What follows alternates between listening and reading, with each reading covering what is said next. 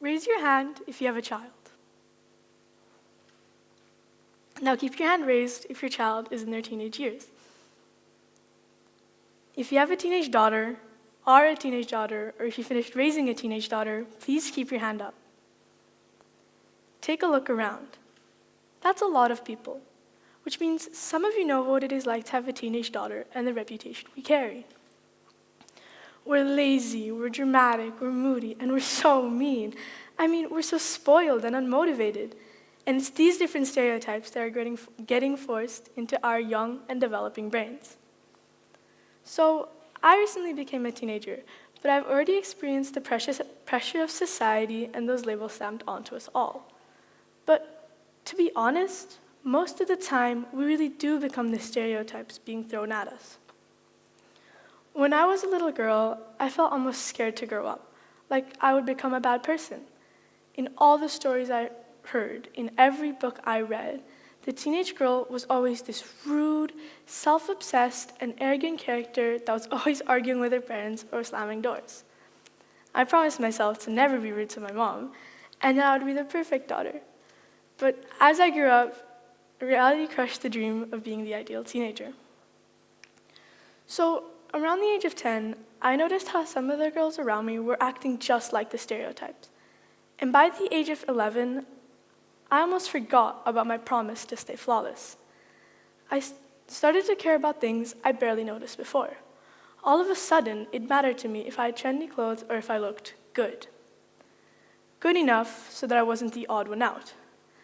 Good enough so the others couldn't look or say or think anything bad about me. But with that, I also started to notice how others looked. I judged if they had messy hair or an uncoordinated outfit, and even the things they couldn't influence, like their family reputations or their social status. If my friends would giggle at someone, I would join in, laughing, because I thought that maybe, if I'm the one talking, I can't be talked about. And that mindset changed the way I treated people. Sometimes in little ways, in ways that seem meaningless, like avoiding eye contact or making an inside joke others wouldn't understand. But sometimes in bigger ways, like making comments about someone in front of them or leaving someone out of a conversation. And all these little or bigger acts have some effect. These changes are happening because at some point, girls stop viewing themselves as the narrators of their stories, but as outsiders. Lynn Michael Brown, a professor at the Colby College and author of several books on female development, says, girls start to see how others see them and the importance of acting as the right kind of girl. Who they once were when they were 8, 9, 10, confident, sure, spunky, even bossy, isn't okay. And what they thought was true is no longer true. Lori Hoff, writing for the Harvard School of Education, describes the shift. The pressure that comes from this understanding, this transition from subject to object, disorients and changes many girls as they move out of elementary school and into middle school. Slowly, girls start to lose control over their own actions. It's like we no longer listen to ourselves, but to the words around us. The stereotypes being launched at us start to take over our minds, and so we become consumed by them. Teenage girls are basically prone to being judged, labeled, and categorized based off of unrealistic expectations and standards. If she's really pretty, she obviously isn't smart. And if she's loud and confident, she's only seeking attention. But if she's too quiet, she's probably just insecure.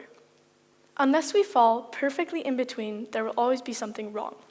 And this feeling of never being enough and always being too much often causes girls to lose their confidence, their spark.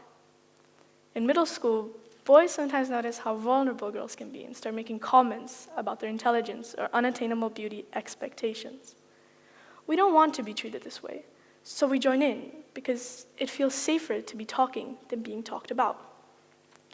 In 2018, pollsters from YPulse and the Confidence Code for Girls found that between the ages of 8 and 14, girls' confidence levels fall by 30%. It used to be said middle school girls lost their voices. Brown says, I like crisis rather than loss of voice. We found girls really struggle and often resist at this time, and they don't lose their voices as much as they take them underground.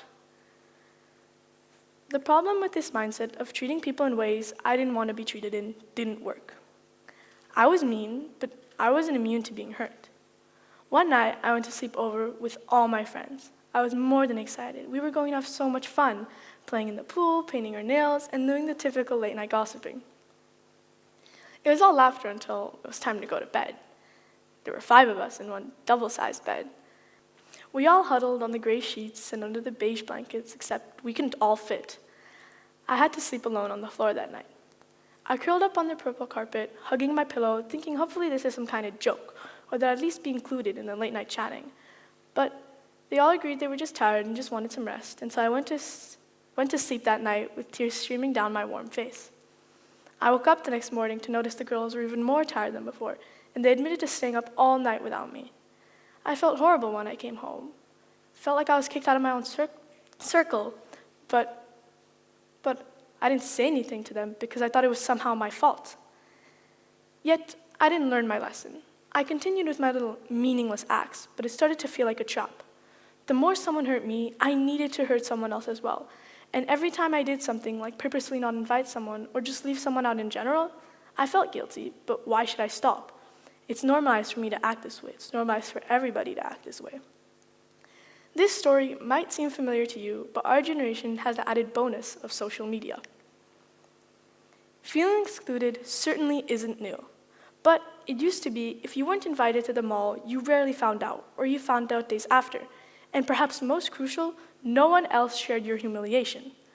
Nowadays, seeing photos of your friends at Starbucks without you is immediate and very public, and all your other friends see it too. Cell phones, writes Simmons, have become the new bathroom wall. We all want to fit in. If we hear that we're unkind all the time, we start to believe it, because if so many people are saying it, it might just be true. So, at this time, we're still fragile, not fully developed, and still figuring out things like who we truly are and who we want to be. But how are we supposed to do that in a world full of teenage girls are mean and teenage girls are dramatic? It's like we're being told our own story over and over again, but it has an effect on us, even at young ages. But the most important thing to remember is just because we're vulnerable doesn't mean we're truly unkind. Yes, we can fall into the stereotypes, but we can change as well. We'll learn and understand and maybe even prove the label is wrong. Adults, we might sometimes need your help. Things have changed, such as communication or relationships in general, and we need you to understand, to support us, even when we're in trouble. Don't dismiss us and trust us. And we are not just going through a phase. When we are growing up, everything feels so real. Don't assume the worst of us, because we can get better. We might just need a little push, a little reminder of how strong we truly are. Help us bring our voices back above ground.